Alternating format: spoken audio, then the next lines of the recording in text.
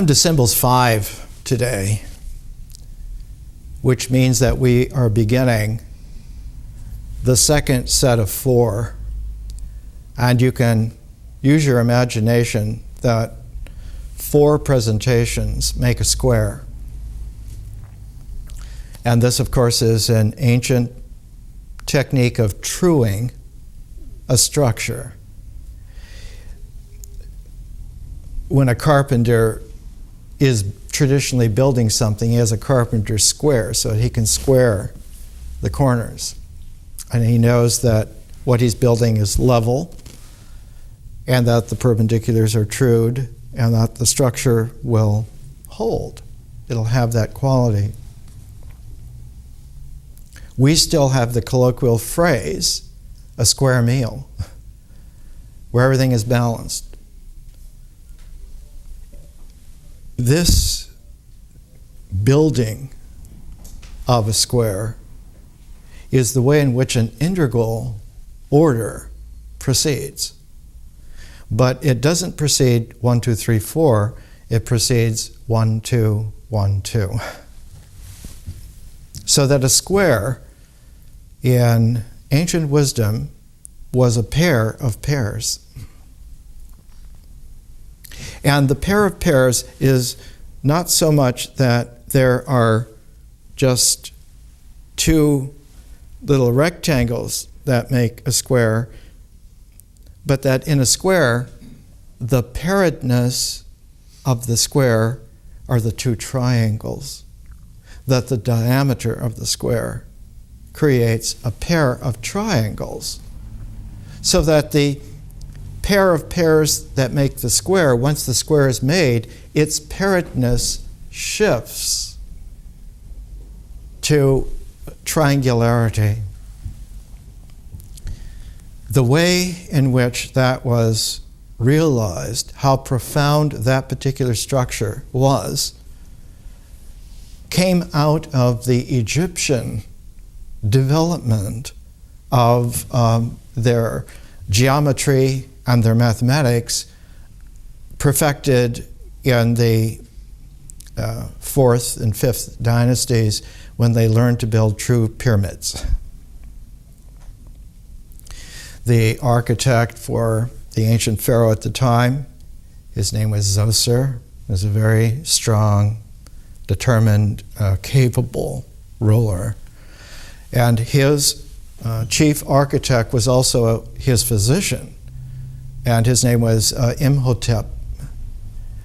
And Imhotep is the one who began building the first large pyramids, not the great pyramids yet, but the large ones. And one of them that was being built was becoming unstable, and so the top third of it had to be bent and curved in. That's called the bent pyramid. And you can see it still in Egypt at Darshur.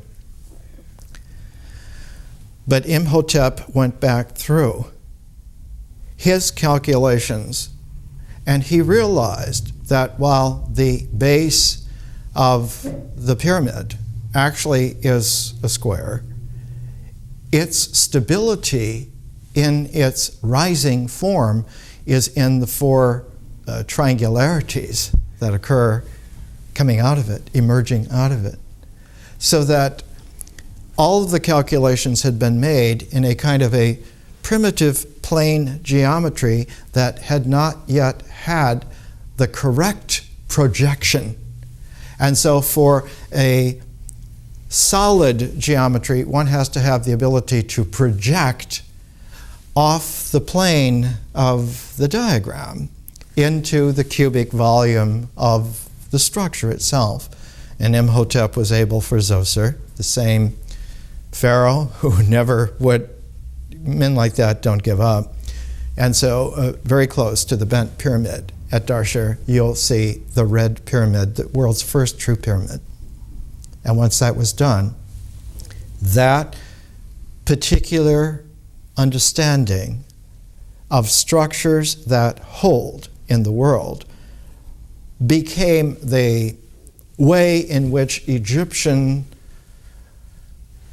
sages developed their sense of structure. And we would call that today mathematics, as distinct from arithmetic, because it included a geometry with the arithmetic in a combination that gave you a spherical geometry that had different properties from plane geometry. We now call those properties trigonometry. The ability to project into volumes, and also that projection holds not just for stable volumes, but for the stability of processes, that one can now compute and understand how things work and continue to work, and at the same time how things are stable and continue to be stable with the same quality.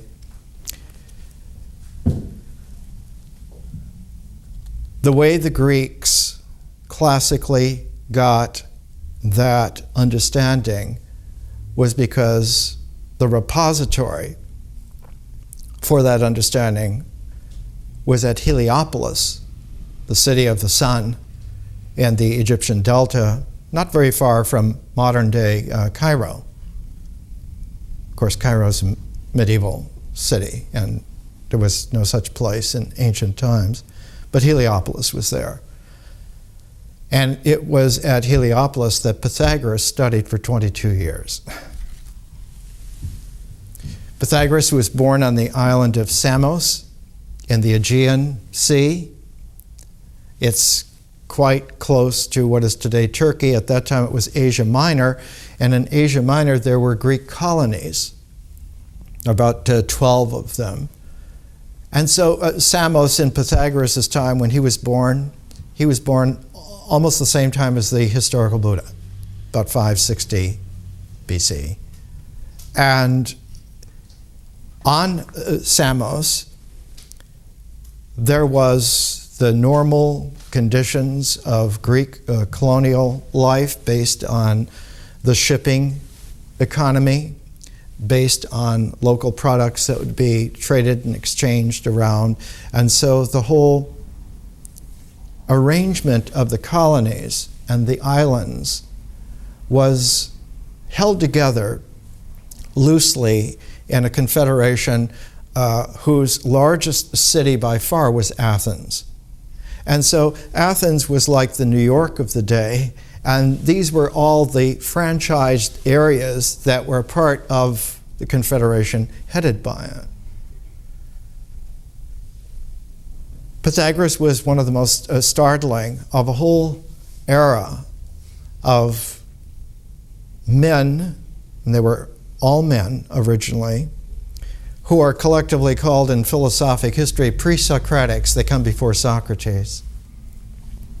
And what distinguished the pre-Socratics is that there were 5 or 6 who were really brilliant, and they tried to find what is the basic thing in the universe by which we can calibrate then all the other things in the universe. Is the world basically out of fire? Is it basically out of water? Is it basically out of an ether? Is it basically out of earth? Out of that kind of stability?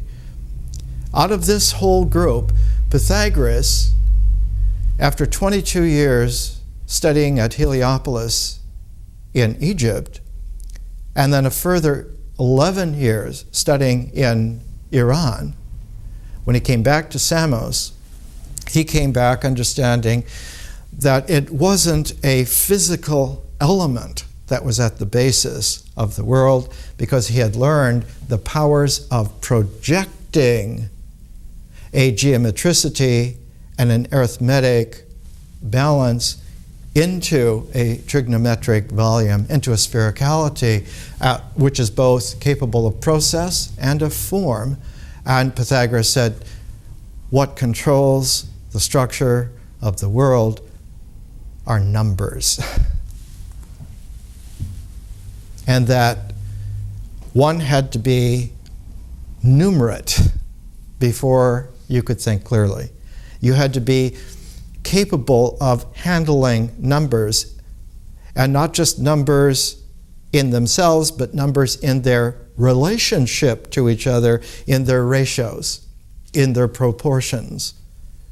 And that the proof of this was that one could build in projected geometric space architecture and use the same principles to build in a process dynamic music. And because you could use the same symbolic mind to work with music and architecture, so that one could make a comparison, parallels between them. And one could understand then that a harmonic of resonances in a certain set, octave, became not only the basis of music and then also of the art of architecture, but it became the foundation for wisdom, maturation in human beings. It became the foundation of education on a very sophisticated level. And of course, this ran counter to almost all of the world at the time, even though the wisdom had been around at that time for almost 2,000 years. In Egypt, it was commandeered and sequestered in a very small group of men, the monks, the Egyptian monks of the Heliopolis recension.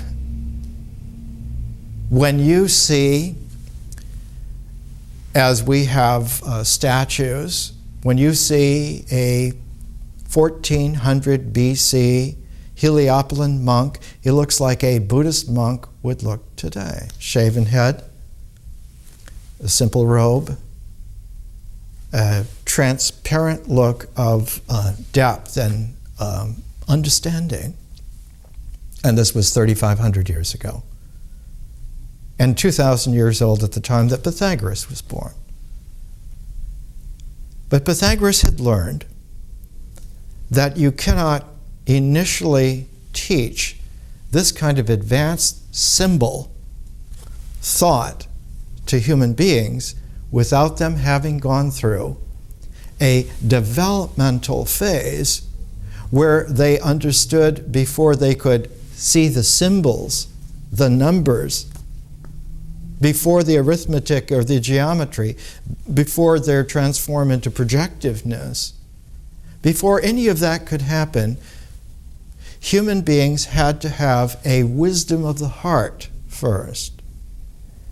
Because all of this, all of the written symbols are developments, they're further integrals from the kind of wisdom of the heart that we develop by hearing. And so you have to be able to have an oral language sophistication before you have a written language sophistication. It is not possible to develop symbolic thinking without first developing wise heart feeling images, and this is synergized together through by oral language.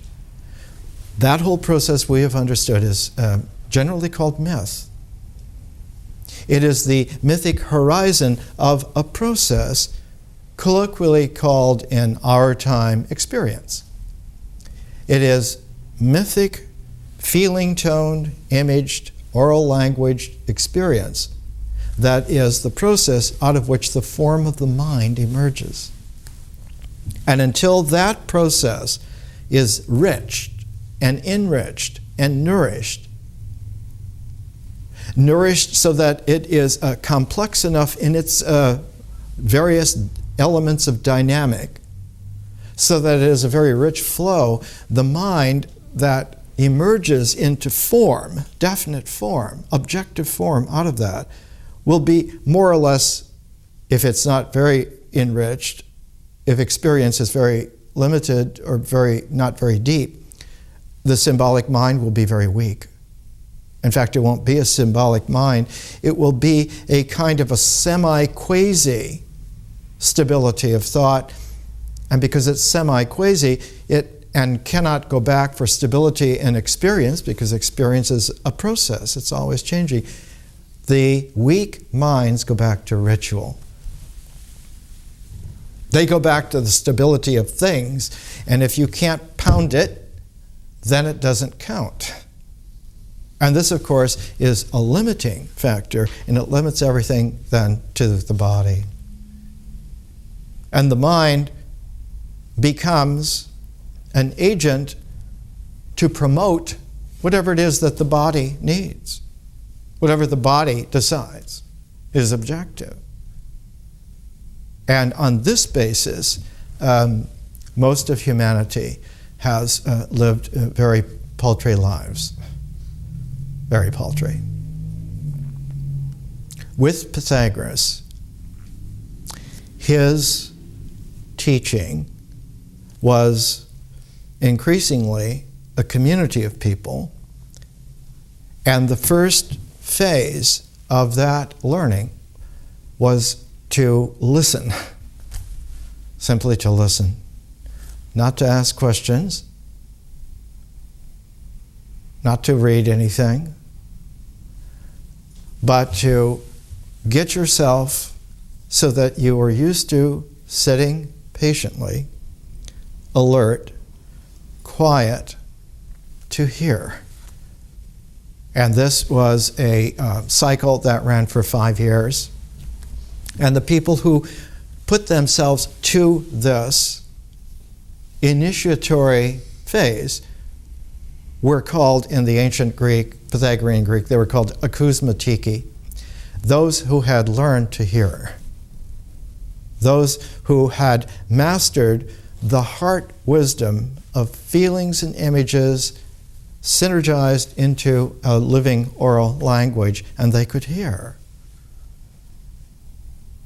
And once they could hear, two such people could talk with each other, and each would hear the other as well as themselves.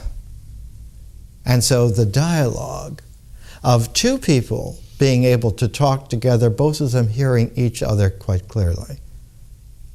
So that the Pythagorean community that began with the akousmatiki, and after 5 years, because you could hear, your oral language was sufficiently rich enough, your heart wisdom was nourished enough, your feeling nuances were delicate enough, your image base was expanded enough that then you could graduate to the second phase, which in the Pythagorean Greek it was called mathmatiki. The akousmatiki could hear, the mathmatiki could literally, in their minds, make the objective symbolic forms.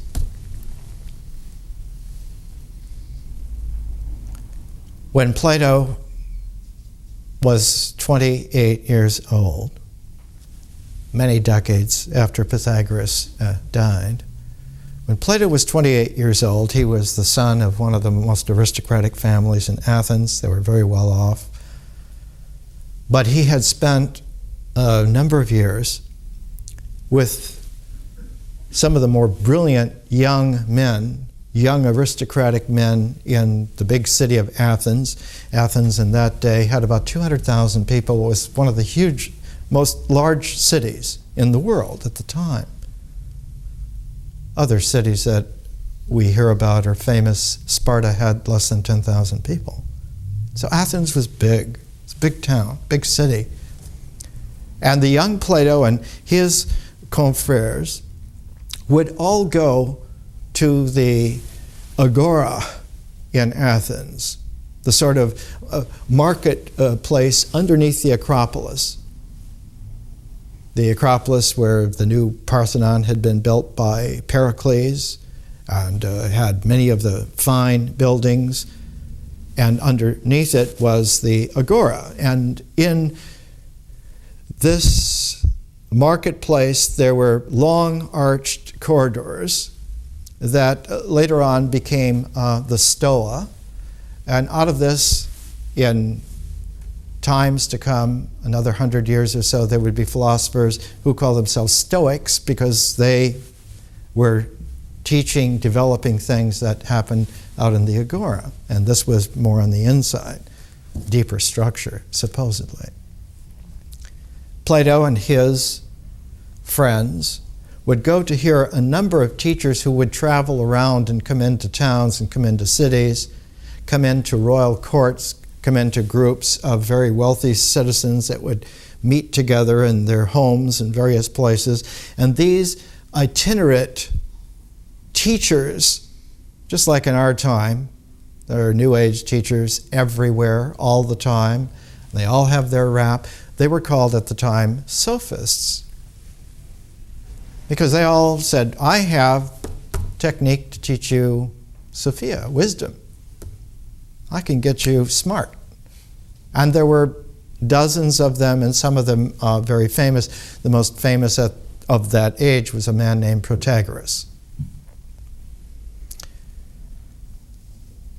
He was famous for the phrase, man is the measure of all things. But there was someone in the agora. He wasn't very attractive physically. He had a snub nose. He had bulgy eyes.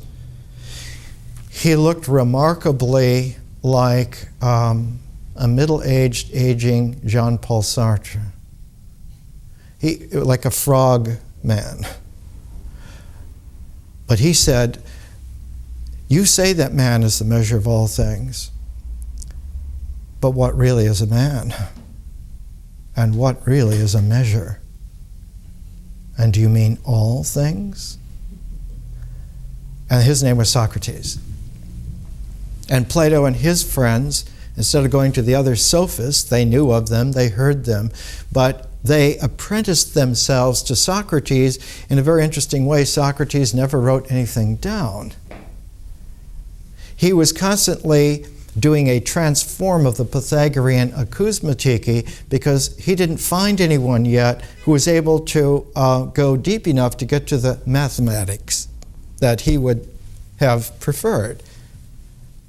Not just the mathematics of the 2,000-year-old Egyptians, and not just the mathematics of the several generations old Pythagoreans, but a deeper, stronger transform.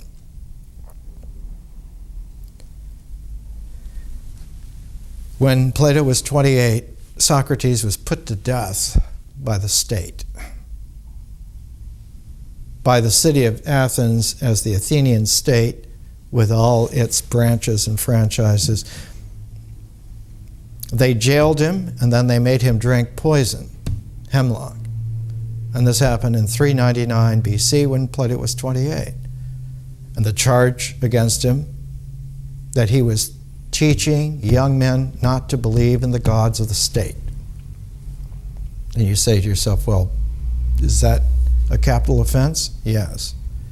Because if you teach young men not to believe in the gods of the state, what you are doing is that you are disenfranchising the political power of the state, because its mythological ground is being turned into wet sand, and no political structures based on that are going to hold.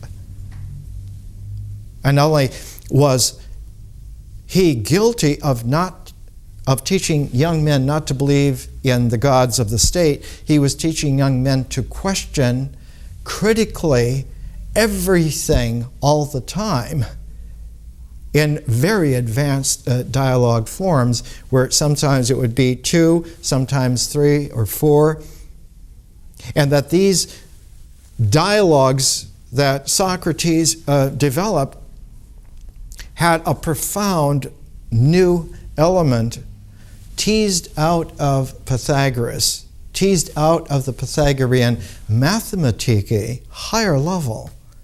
And the reason that Socrates could do this, because his teacher was one of the most brilliant of all of the Pythagorean successors.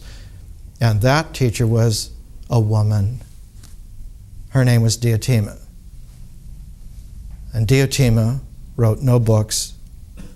Pythagoras, towards the end of his life, allowed for a written form of his works to be put into 3 huge volumes, but they were limited in their distribution. There were no printing presses. They were scrolls. And these 3 big Pythagorean scrolls as a set were some of the most expensive books ever made, and they only made a few copies of them. And Plato was one of the few people who could afford to buy them, who had access to them.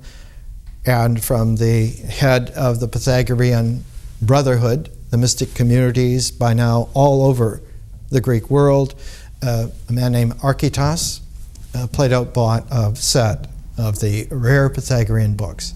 But mostly Pythagoras was an oral teacher, like the Buddha, like Jesus, an oral teaching, recognizing that you have to be able to hear wisdom before you can think wisely in your symbolic mind. Plato, realizing that Diotima had taught Socrates that there is an energy dynamic that carries through in a deep transform, and though it's there in nature and is certainly there in our experience, it gains an almost impossible intensity when it becomes conscious. And that energy is love. That there is a deep attraction in bodies for the erotic and also for the family and several other variants of love, bodily love, which carries over and integrates deeper in symbols, in the symbolic mind, and the mind has its loves as well. It loves balance. It loves symmetries. It loves definite shapes. It likes whole numbers. The mind also has its love. But the love of the body and the love of the mind are completely transformed by conscious vision, so that the spiritual person, who is a completely different kind of form from the body or the mind, is a differential form. The passion of the spiritual person dwarfs the desire of the body and the preferences of the mind. And so Diotima taught Socrates that you must gain access through stages of maturation until you find that you are capable of this spiritual passion, of this love of wisdom as an art. And once one has the passion of the love of wisdom, all of the other ways in which love is objective are illumined, and they suddenly make sense that this is why the universe is like this. This is why Eros is so powerful. This is why understanding is so powerful, because the spiritual person masters the art of learning by being a lover of wisdom. And the Greek word for that was philosopher. That these other teachers are sophists. They have their little trick. They have their spiel. They're well known. They make a lot of money. They have all the marquee. Everybody recognizes them. They're household words. They do not understand that they are part of an obfuscating veil that prevent the love of wisdom from flashing forth and flaring into a deep radiance, so that spiritual persons really now exist and live and can meet each other on this level, on this new ground. So the philosopher, and Pythagoras was the first to call himself a philosophia, a lover of wisdom as a person.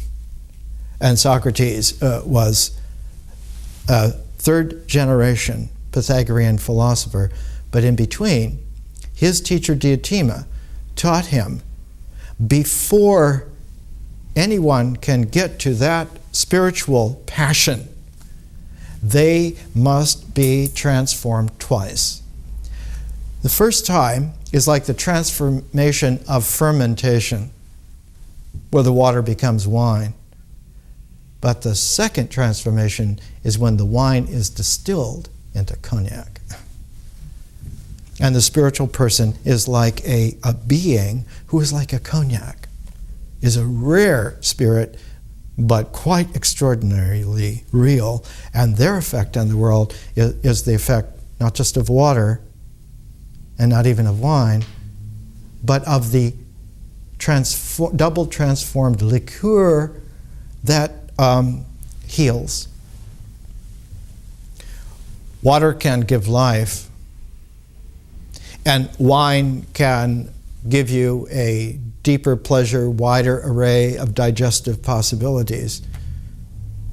But a spiritual, they call them spirits, that kind of a liqueur can restore ailing life, can restore a fading mind with the radiance of a deep transformed spiritual differential objectivity. And so all it takes is one real spiritual person, and they are automatically conspicuous in the mediocre, drab world. The world that seemed so important before now looks very unimportant. All the values that seemed that one was ready to not only die for, but to make other people die because they were not for them, all of that now seems ridiculous. And what one thought was really smart, is vacuous. And so there is a danger, because that kind of a person illumines the vacuousness of the society. How beggarly it all is, and how ignorant, especially the teachers are, the so-called teachers. That not only do they not know, and do not know that they don't know, but they are busy convincing other people by very polished tricks of rhetoric, of language, that they're the experts, and how can you be so dumb as not to believe the way I tell you? Especially since you've paid a lot of money for this, and I'm famous for this. How can you go against that?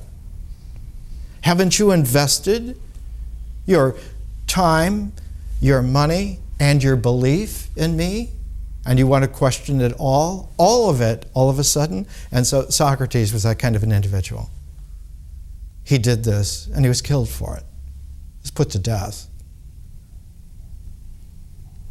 Plato was an extraordinary man, and he had matured under Socrates. And he made a vow that Socrates would continue, even though the physical man was dead.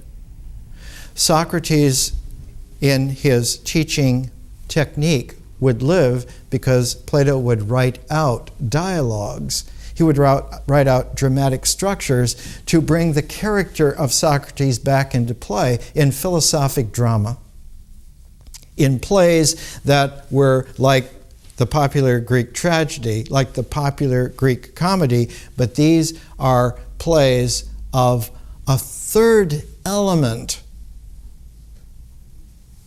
And that third element is, these are plays about history, because the historical consciousness is enormously important.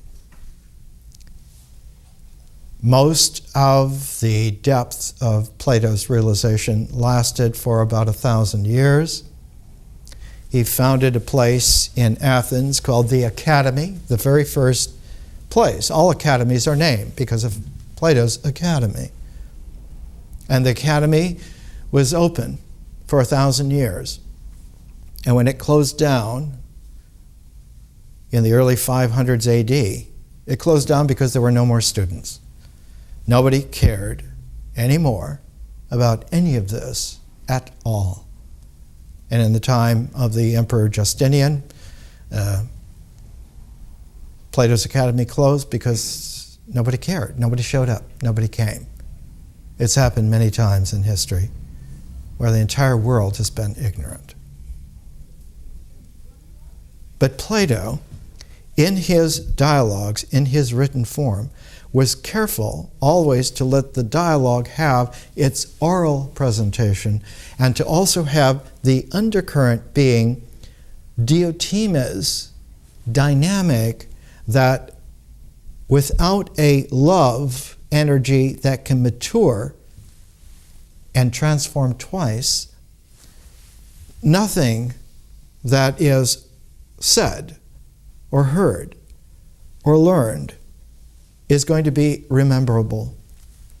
And so Plato, in his theory of education, says education is the art of remembering. It has to be memorable.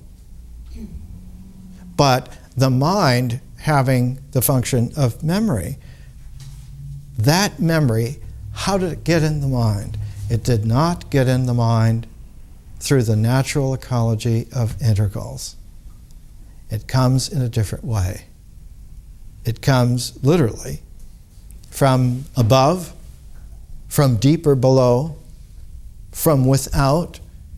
It comes, the ancient saying was that memory is an extravagant function, wandering beyond. Because memory, when it comes into play, transforms the entire natural integral. Once you have a memory that is operative, now you can do many kinds of things that you couldn't do before. And we'll see that memory comes from a differential consciousness, it comes from vision. One of the great sayings of Socrates was the title of a book by a woman, a psychic named Ruth Montgomery. And Pythagoras' famous phrase, before we learn anything, we need to be companions along the way. If we're not companionable together in the experience of our living, we are not going to have the nourished flow out of which our symbolic thought is going to be strong and stable and clear. And so it's very important for people to have a community of lovers of wisdom that can hear together before then they think individually, and through that individual clarity begin to understand each other in a new way. Once you can hear someone closely and you understand what it is they're saying and they understand what you are saying, a very magical transform begins to happen. You begin to realize in your symbolic thought that it was an incomplete understanding before and really isn't that stable, and now you have a little bit better understanding. And that by continuing the conversation, the dialogue, one can progressively refine so that the thought does become clear. And that this is not an infinite process, but it has a series of 4 stages. And the first stage, that you thought you were smart, is called doxa. In Greek, it just means opinion. But people live in such a shallow world that they put the doxa into doctrinaire structures, and one gets out of that the famous Protestant hymn, the doxology. We sing what it is that we always believe and everyone needs to believe, and this is what experience is. Not transformable, but you use the memory simply to repeat the rote tradition that was given to you, and you should honor it because it was good enough for them, it's good enough for you. Plato's dialogues challenge the entire ecology of that permanently. Let's take a little break.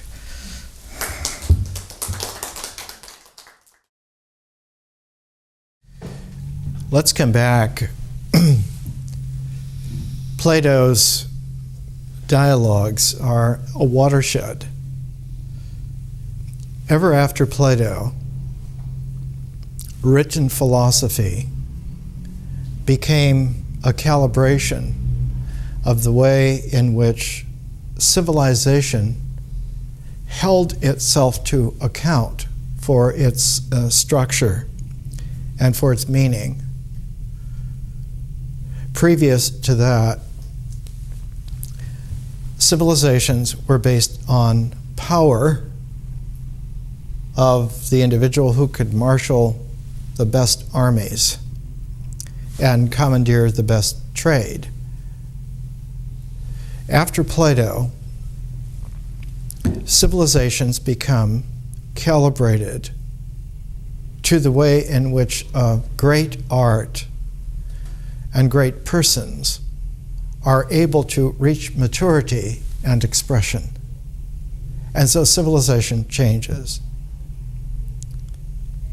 The classic building that architecturally exemplifies this is the Parthenon, because it appeared during the lifetime of Socrates and was the expression, originally the conception of Pericles as a man of power who commandeered some of the best armies of the time, some of the best economics of the time.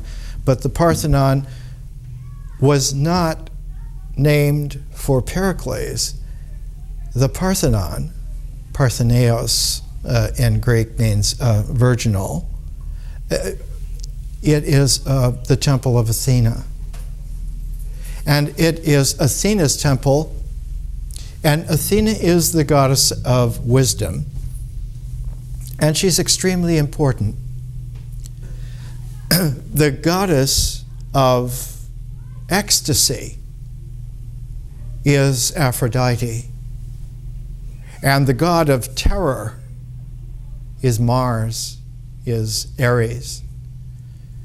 Terror and ecstasy have two ways of going outside yourself, of not only going outside of your body, but going outside of your mind. You can be scared out of your wits. You can be ecstatic beyond belief. And so Aphrodite and Ares, Mars and Venus, Eros and the terror of war are two ways that you can go outside of yourself. But there's a third way, and you can go out of yourself by way of high wisdom, and that was Athena. Now, comedy, classically in Athenian 5th century Athens, is always erotic. Aristophanes, the old comedy, is always erotic.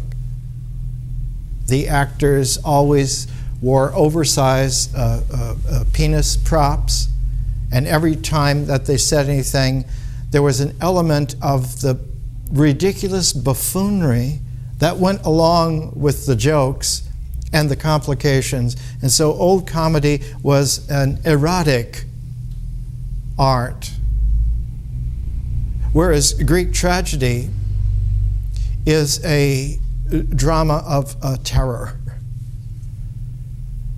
That no matter what you do, you have been caught in this situation by destiny, and that there was never any way to get out of it.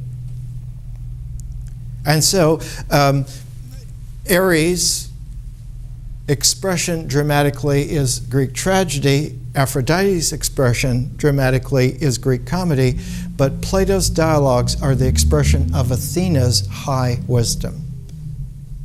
A different way of going outside of yourself. And that way, when it goes outside of itself, transforms the other two. What was Eros before and could come into a maturity in thought of agape, the love of family. In Eros, one desires the other. and it's all about figure. In agape, it's all about proportion, relationality. That there are children, there are grandparents, they're a part of a family, they're a part of life. The attraction, yes, has eros there, but it also deepens, and its integral is expanded so that in symbolic thought, agape is a deep maturing of eros. But in the high wisdom, there is that double transform, not only of eros and agape, but of terror and war. Just like agape is an expansion of eros and a deepening of it, war is an expansion and deepening of terror. The body can be terrorized. But when terror is deepened and expanded in the mind, one now has the blurred, expanded terror of war.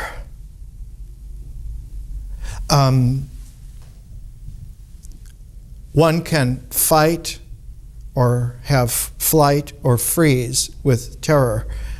War raises that to an exponential level.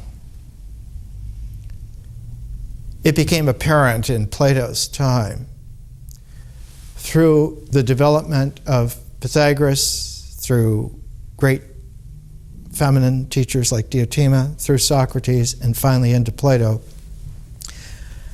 that there needs to be a different expansion of civilization, adding other dimensions of transform and of deepening, so that though eros is a part of the physical life, it does get to transform into agape, and that does get to transform into the passionate radiance of the Spirit, where one is not only at home in the pleasure of the body and of the other on a physical level, but one is at home also in the family, the community. But even more, one is at home in a whole universe that is populated by those who are related not by blood and not by eros, not by agape, but related cosmically together. And so within 3 generations, from Socrates to Plato, from Plato to Aristotle, from Aristotle to Alexander the Great.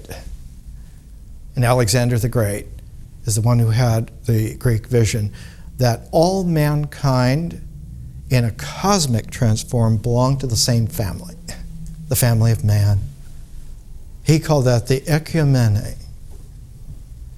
And that every human being, not only who is alive, but who will be born and who has lived before, constitutes the great sphere of humanity.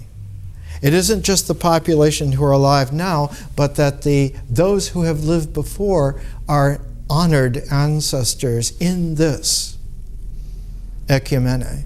And those to be born in the future, the descendants, are already included. And so what one does in this great spherical ecumene to preserve those who lived before, to prepare for those who will live after, and to take care of everyone who is alive now. And this became the new tone of civilization. The carrier of this was Plato. It is Plato's written dialogues that set the stage. Aristotle studied under Plato for 20 years. He was at the academy for 20 years. And when he left, when Plato died, the academy went in, as so often happens, went into hands of people who really had a different agenda. Speusippus, who was a grandnephew of Plato, took over, and right away you lose the living tone of high wisdom, and you begin to get the formulaic manipulation of it. Time and time again, great teachers are succeeded not by those who really are the great teachers again, but by those who have manipulated their way in and take over. It happens quite frequently.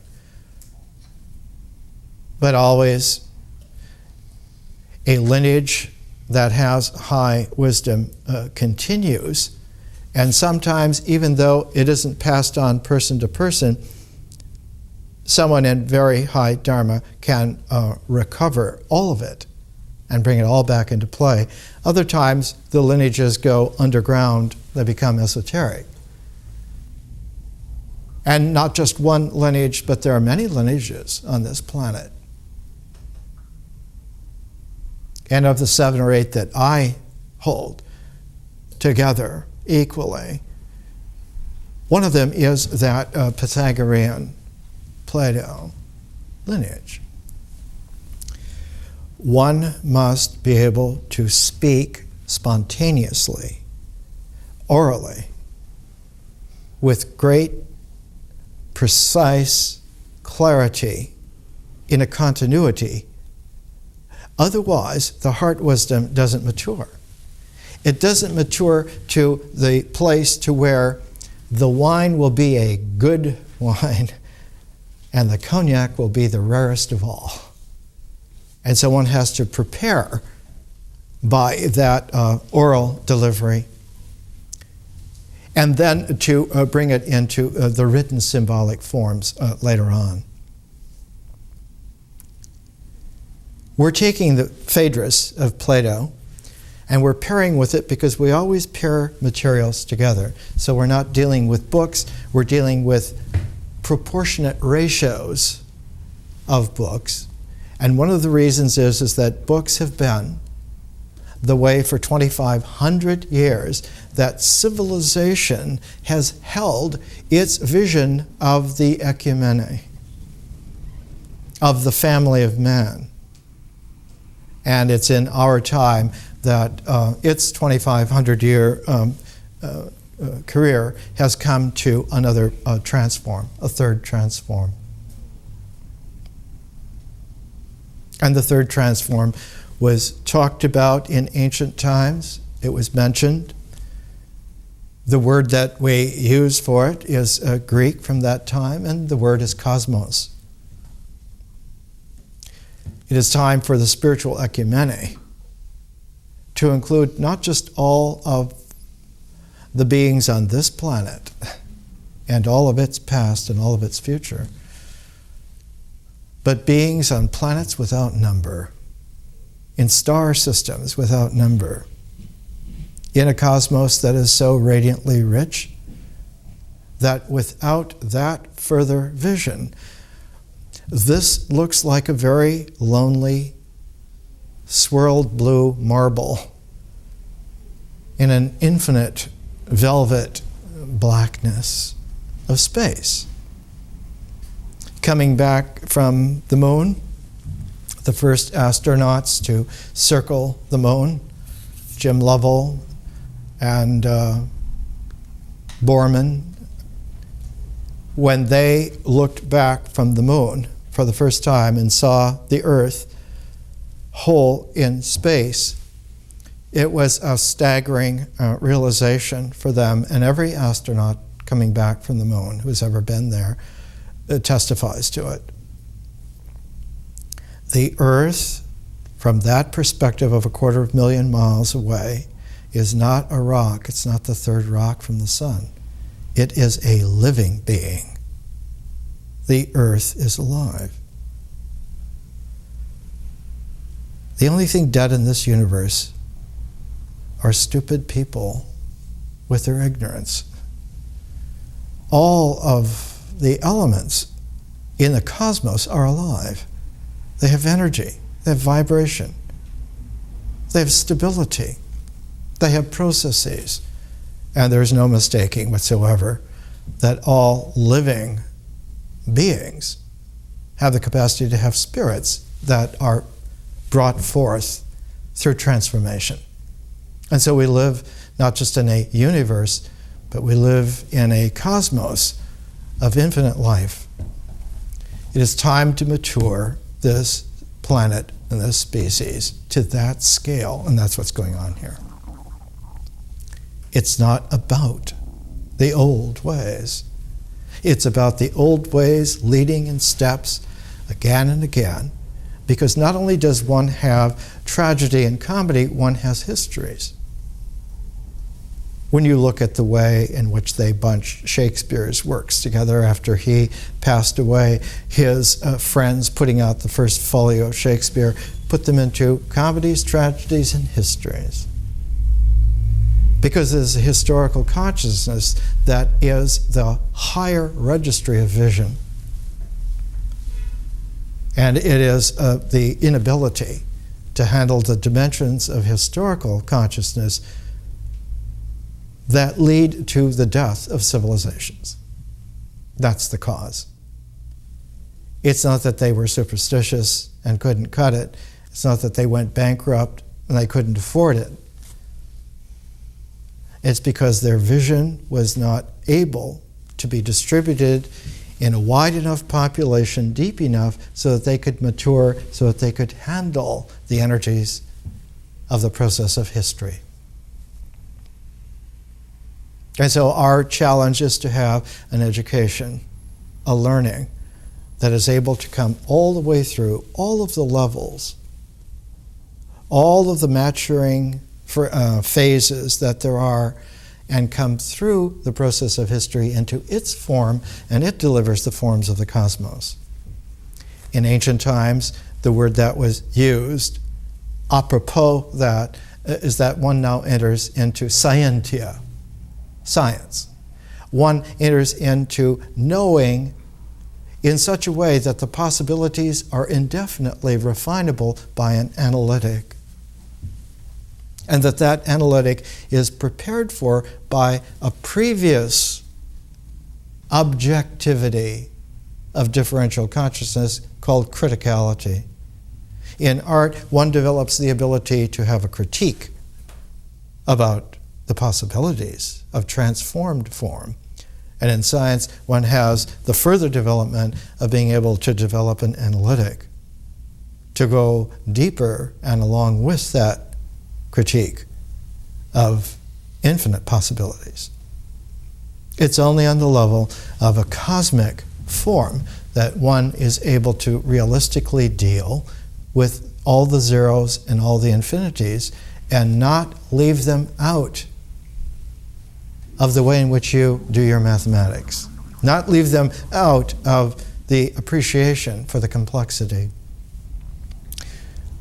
20th century science was wonderful, its math was wonderful, but many, many techniques were devised to factor out the zeros and the infinities temporarily so that you could come up with crunchable numbers.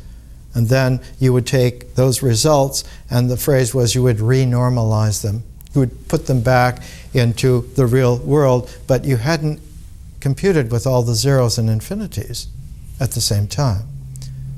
We're doing a learning in the 21st century where we can have that more mature, mathematic, analytic, where the zeros and infinities are there, but they have to be brought into play long before consciousness reaches the forms of art and of science. They have to be brought into play so that they are there in the symbols, in the symbolic mind, at least nascently. And they're there in the symbolic mind nascently because the nourishment for it would have been in the nourished experience of your feeling, your heart wisdom. And so in the mythic horizon of mythology is one of the most mysterious of all cradles. It's the cradle of reality.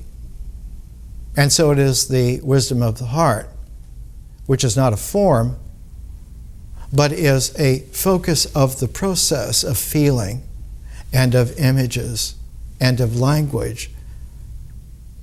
It checks itself against the process of nature, but it also can check itself against the differential process of vision. And when it does, more and more, myth becomes a flow that is paralleled by two flows, so that you have three flows together: nature, experience, and consciousness. And when they flow together in a kind of a streaming where they are modulable between them, the two objectivities that are in between those three, the objectivity of existence on the ritual level and the objectivity of the mind on the symbolic level, gain a quality of deep symmetry, of enormously deep symmetry. But it is the kind of symmetry that invites and allows for transformations, so that a third kind of form comes out of it, not just the forms of body and mind, but the spirit forms of art.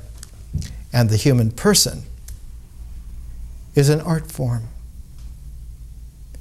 On the ritual level, the objectivity is in figure. On the mythic level, it's in character.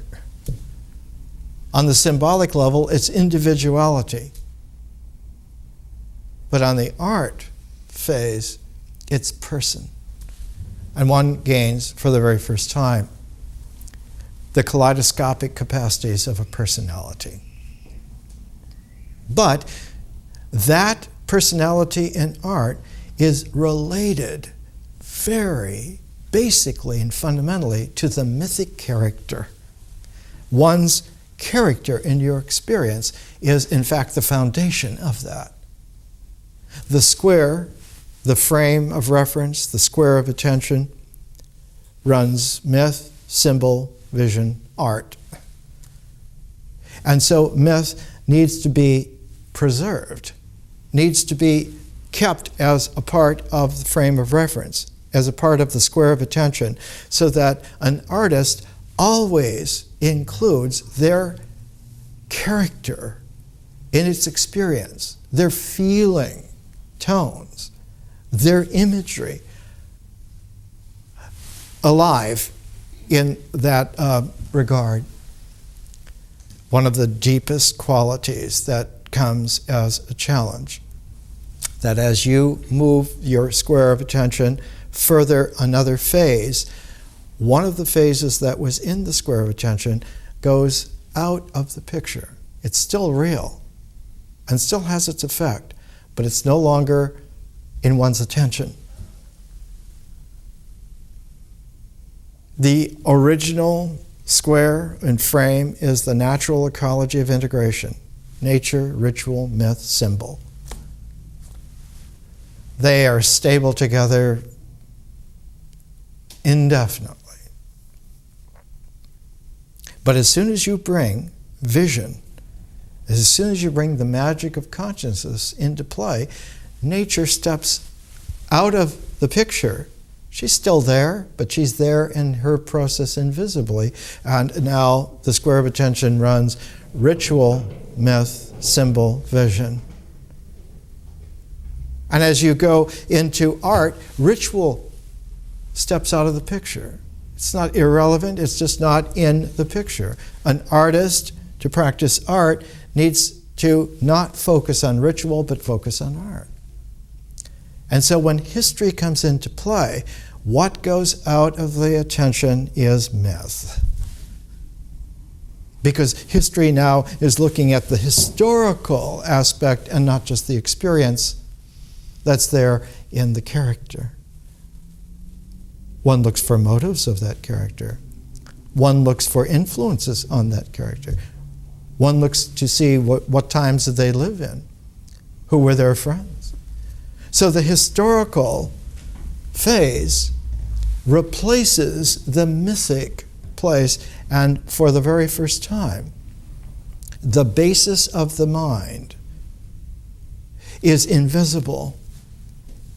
And this leads to a crisis of the mind, because for the first time, the mind experiences itself as stranded outside of its nourishing, originating experience, and comes to a almost like a death confrontation where it sees itself as not just orphaned, but abstracted to the point of being irrelevant, of being extraneous.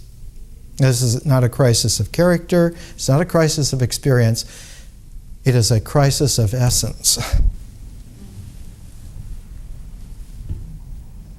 And the mind that does not have the capacity to bring its maturity into historical consciousness, though the historical consciousness has replaced myth, now instead of having a frame of reference which is stable, the history doesn't gel and the myth is gone, and one is left only with the increasingly unstable symbolic phase. And because it suspects that consciousness may be flawed, the whole personality begins to implode, and the mind, in order to assert its stability, turns ideas into ideologies, turns thoughts into doctrines, turns social structure into tyrannies, turns the individuality into a domineering ego. Because if I'm all that's left, then I will take care of everything else and it will do what I say. And in Plato's time, with the death by the state of Socrates, it was apparent that the Athenian Greek ethos had reached a crisis point and had failed, had completely failed. And in fact, it was at a time where the great long Peloponnesian War, the war between the Athenian-dominated confederacy and the Spartan confederacy of little cities that united against the domineering power of Athens. This big city, these people are not going to dominate the whole world, so all the little communities banded together against them and won the war. It's called the Peloponnesian War. It lasted over 30 years. But both sides bankrupted each other in doing so. And even though the Peloponnesian War was over and Sparta was the victor, as someone observed, you could have gone to the site of Sparta and you would have found an impoverished village. Today, the site of Sparta is even less than it was of a Roman traveler named Pausanias, who went there and he said, I found nothing but peasants living in huts and fields. How could this have been the seat of a power that defeated Athens? And yet when he went to Athens, he found all the great buildings, all the great monuments. But he didn't find anyone who inhabited them with radiance. They were all academicians. They were all wealthy or not so wealthy. It was a dead society. Anyone talented left and went to Rome, or left and went some other place. But you didn't stay in Athens. The power of Athens was that of maybe Cambridge, Massachusetts. It was still there. It was a fine place. There are famous things. But you don't go there for decisions. And you don't go there for a radiant quality of life, just to go to school for a while and then go on. In the 20th century, one of the most poignant inheritors of the Platonic tradition was a woman, Susanne K. Langer, and we're using her Philosophy in a New Key. She understood, like Diotima, Socrates' teacher, that philosophy had lost the wisdom of the heart, précis, that until you have that, there's no way that thought can be clear. It is logical in its structure, but the logicality doesn't include the zeros and infinities. It doesn't have that wisdom of the heart that allows it to transform into deep radiance. It just becomes tighter and tighter, more and more abstract, and less applicable, and finally ends not in a shout, but in a silence. Because the implosion of that kind of abstracted integral finally will come down that one will reduce everything finally to one final syllable and then integrate that to silence. In Buddhism, at one time, the decay of one of the highest dharmas on the planet, in the Prajna Paramita literature, when it was new, the Mahaprajna Paramita Sutra is 100,000 couplets called slokas. After about 300 years of decay, it came down. They were shorter and shorter, and finally there was a sutra with one syllable, a. And so if you sounded then you should know everything. How come you don't? And it ends in silence.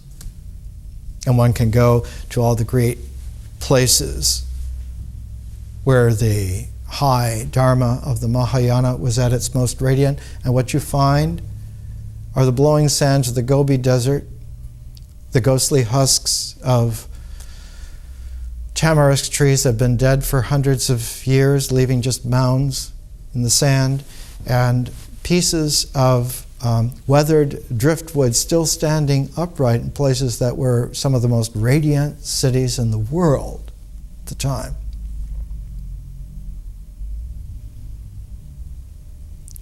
We're taking our education in such a way, our learning in such a way, that as we acclimate ourselves to listening, we are at the same time maturing the chemistry of the heart. And in that chemistry of the heart, the various new esters and essential oils are slowly being refined. And when it comes time, the myrrh will be there. The frankincense will be there.